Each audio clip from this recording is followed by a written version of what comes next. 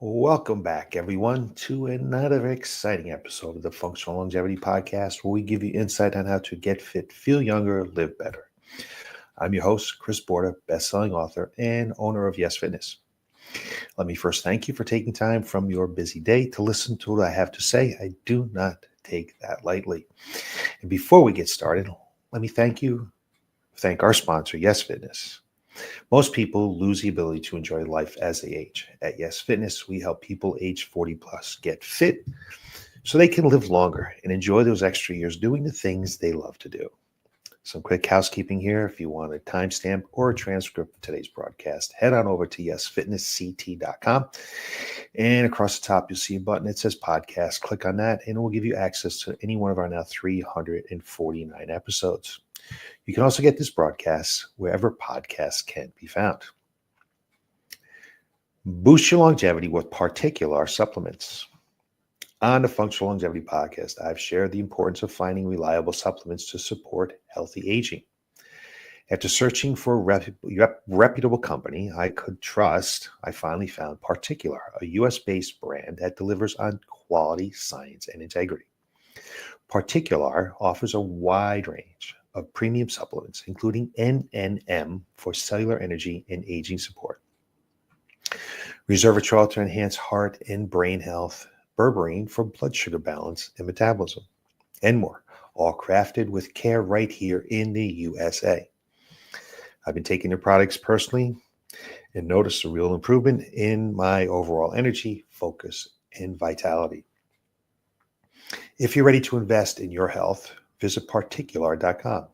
That's PARTIQLAR.com, and use the code YES15 at checkout to get 15% off your first order. Your health deserves the best. Start your journey with PartiQular today.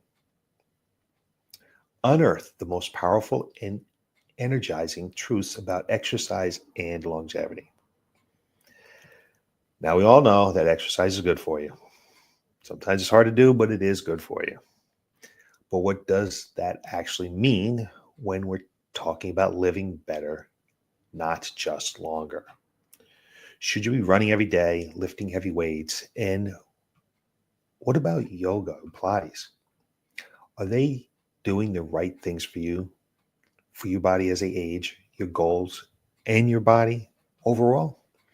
So today we're cutting through the noise and unearthing the most powerful, energizing truths and biggest myths about exercise and longevity. We're talking beyond bro science and TikTok trends. This is straight from the front lines of research, longevity medicine, and over 30 years of coaching real people just like you. So if you're ready to take control of how you age, reduce your risk of disease, and stay out of the nursing home, this episode is for you. Myth number one, cardio is king. And let's just start with the most common myth I see, especially on people in their 40s, 50s, and 60s. We've all been told cardio is the king to a long life. Go for a jog, get on the treadmill, just move more, right? Well, cardio is important, but it's not the only thing. And for many people, it's not even the most important thing. So according to Dr. Peter T., a former surgeon and longevity expert, one that I follow, the number one predictor of all-cause mortality is VO2 max. That's your maximum aerobic capacity, or how efficiently your body uses oxygen during intense exercise.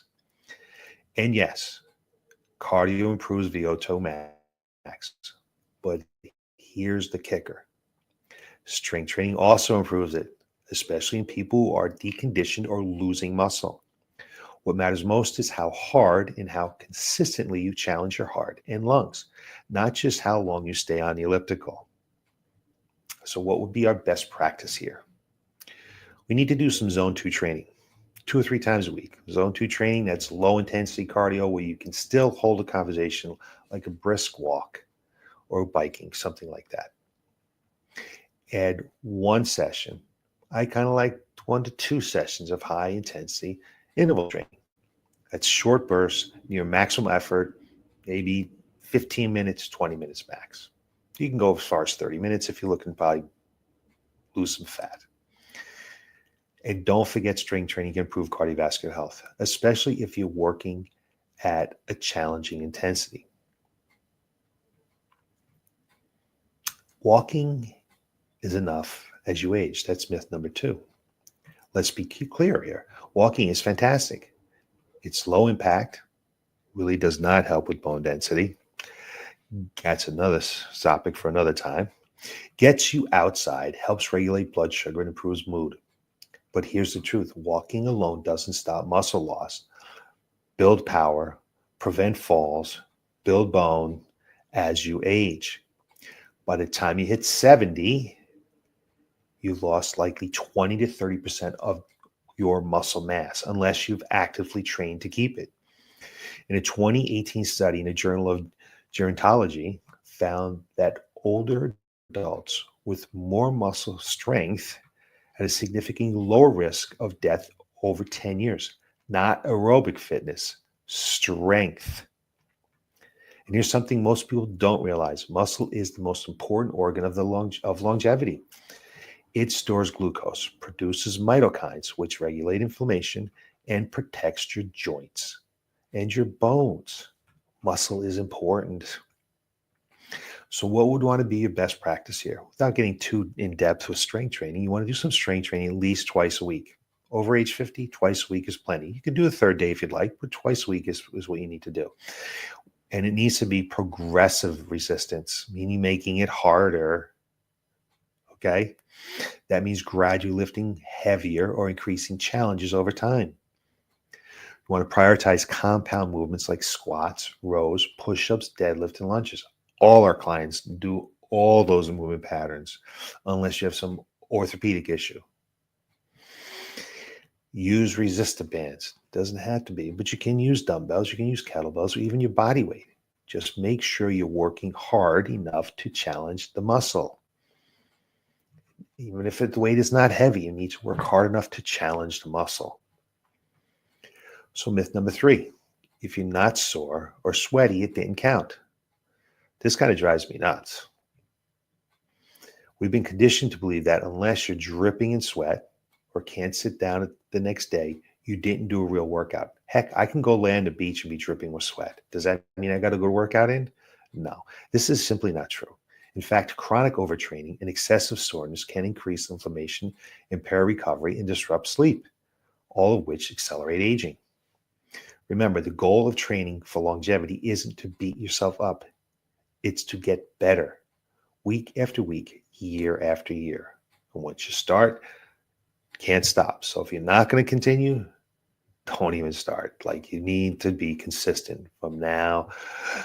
I always say till they put the first nail in the coffin. The most effective workouts are often the ones that feel smart, not brutal. So what would be some of our best practices here? Key here is to aim for consistency, not exhaustion. Mix up the intensity. Maybe you don't have it someday. Maybe you feel like it. So you feel like good, so you're going to work an 8 out of a 10 for intensity. Other days, maybe you not have it. So you only want to work like 5 intensity. So mix it up a little bit. Listen to your body. Soreness can be a sign of new stimulus, but constant soreness is a real red flag.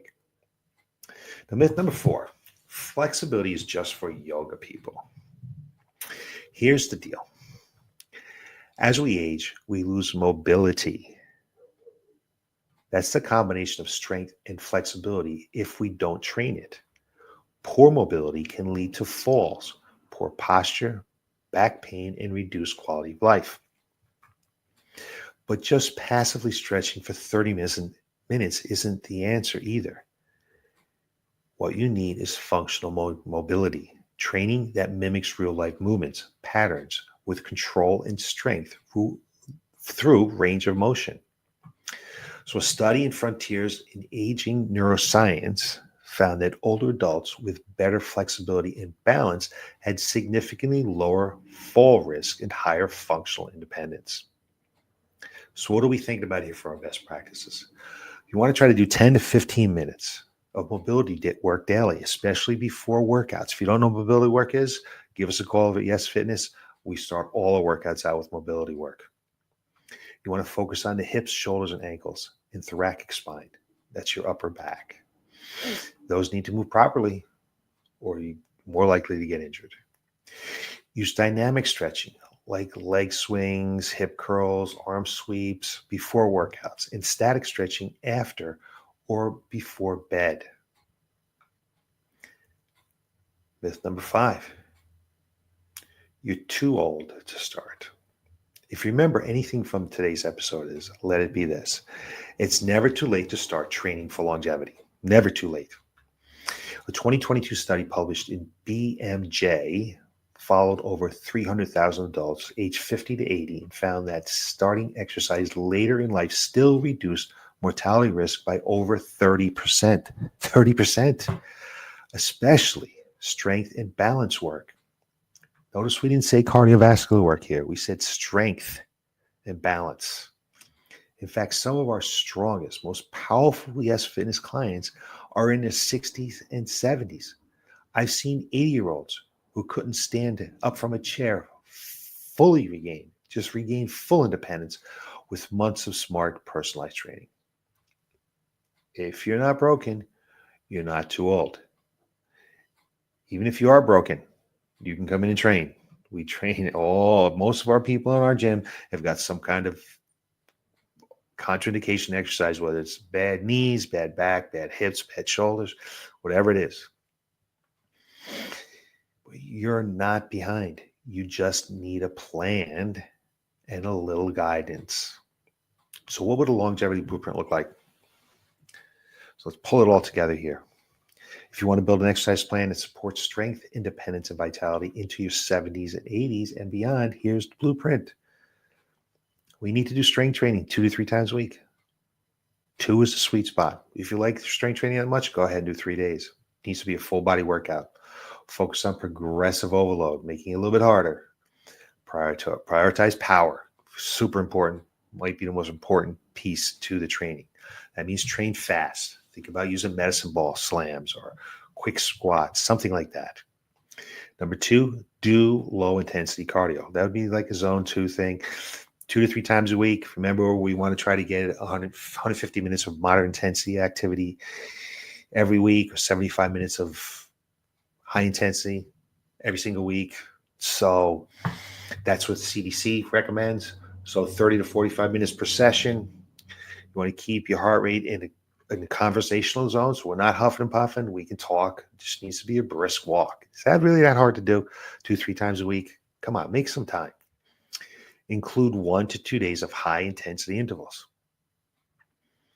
Short burst of 20 to 60 seconds of a hard effort paired with a full recovery. If you listen to this podcast, we're always talking about using a heart rate monitor. It's the most effective way to do this. But if not, just get out of breath, catch your breath, and get out of breath again. Back and forth like that. It can be as little as 10 minutes, but maybe 15, 20, maximum 30 minutes of this. You want to train some mobility and balance. Balance is like any other part of our body, any other organ in our body or system in our body. It needs to be challenged. If it's challenged, it will get better. If it's not challenged, you're going to lose it. So you need to add some balance drills in there, like some kind of single leg stands or walking lunges, something like that, where it's forcing your body to balance. And do daily 5 to 10 minutes of functional mobility. Just functional mobility work. We start every workout with it. Doesn't need to take more than 10 minutes. You can do it while you watch TV, if that's what you're doing, or watching a video on YouTube. And 5th, recovery. Recover like it matters. So we need to prioritize sleep. You can use a sauna, do a little bit of walking, massage, or gentle yoga to down-regulate stress. Eat enough protein and hydrate well. So here's my closing thoughts. We bring it all together. Longevity isn't just about living longer. It's about living better. It's about having the strength to lift your grandkids, the mobility to get off the floor, and the energy to travel, golf, hike, dance, whatever it is that you want to do. Whatever lights you up, you'll be able to do it. So don't fall for the myths. Don't settle for decline. Don't get your exercise information from TikTok and Instagram. Don't believe the lie that it's too late. Your body is incredibly adaptable at any age, but you've got to give it the right signals. At Y.E.S. Fitness, we're here to help you do just that. Whether you're just getting started or want to fine tune your program, we've got your back. So thanks for tuning into the Functional Longevity Podcast. Be sure to share this episode with a friend who wants to feel strong and energized for life. Until next time, when I'll give you more information on how to get fit, feel younger, live better, have yourselves a great week, and I'll talk to you soon.